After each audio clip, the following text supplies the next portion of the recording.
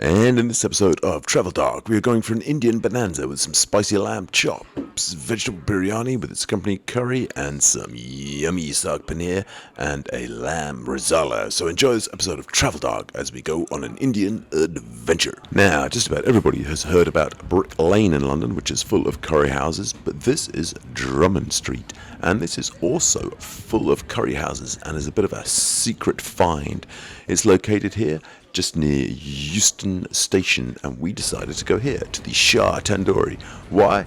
Why do you think? Because on Google it came out with a 4.7, and on TripAdvisor it came out with a 4.5. And not only that, but Jagged R, who I like to refer to as JR, said it was a brilliant curry house. Definitely the best Indian restaurant in Euston. Although Gavla 1980 said average.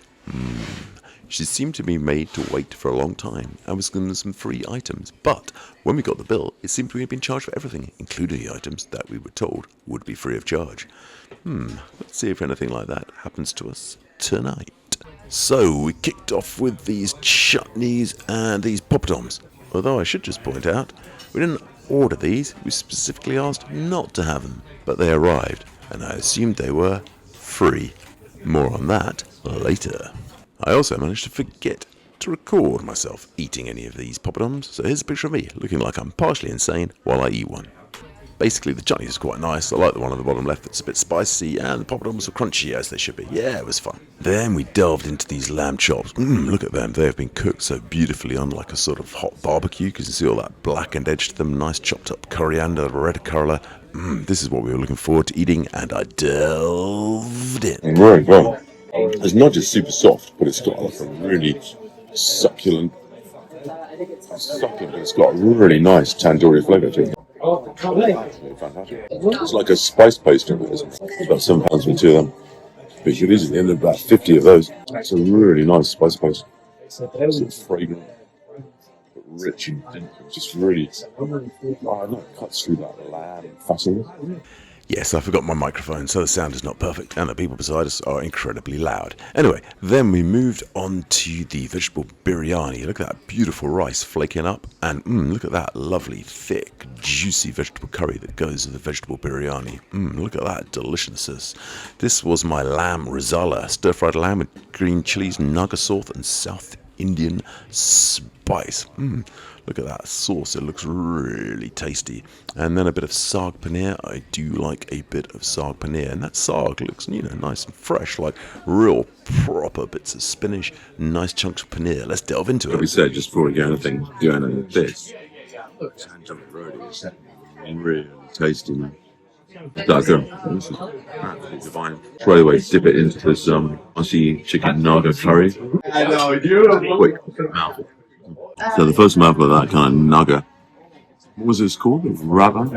It was some lamb curry. Ram Rezala. Ram Rezala curry. Really nice actually. Reasonably spicy, not like a vindaloo or anything, but tasty, spicy. Almost a vinegary flavour to it. A bit like a vindaloo, but not as spicy as that. Spicy, but not burn. And it was time to delve into that vegetable biryani with that accompanying delicious vegetable curry. Okay, gonna go for this biryani. Cabbage, rice. Comes with its own food. Comes with its own sauce. So you get the rice and you mix it up with the sauce. Here we go.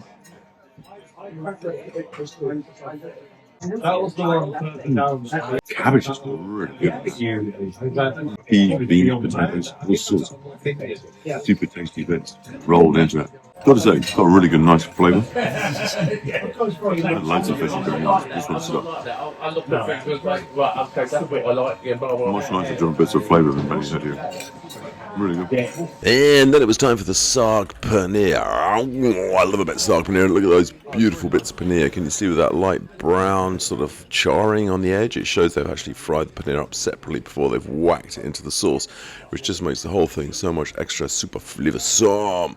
What's so beautiful about this paneer is you can see the edges, slightly burned, slightly round, so it's made the paneer, but they stuck it in and just thrown in. It's all being created simply. There we go. That's amazing. Stunning, beautiful flavour. They've really spiced it up nicely. The paneer, the cheese is so incredibly soft and juicy. It's just got such good flavour. Amazing. It's so meaty. Unbelievably meaty. That is without a doubt my dish of the night. It's like paneer. That's stunning. And then the bill arrived. Hang on. What's that? Popadom and chutney. £3, £1.80.